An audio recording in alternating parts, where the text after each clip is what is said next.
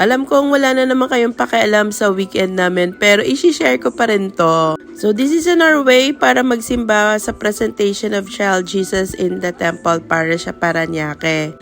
Grateful for every little moment, every answered prayer, and every blessing received. Here's to more months filled with love, faith, and happiness.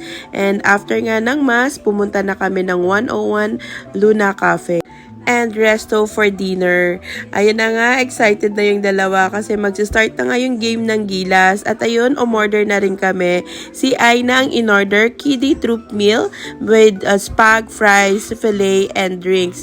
And nag-extra mango shake din siya. And si Gas naman, lechon kawale, sisig, ultimate favorite niya with mango shake din. Ako, chill order lang, happy hour, margarita, and chicken skin on the side.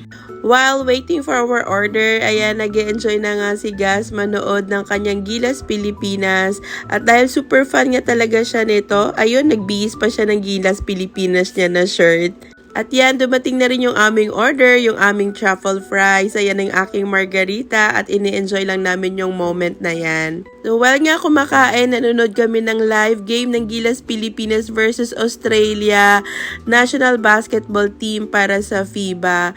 Kahit natalo man, masaya pa rin kami kasi bonding is life.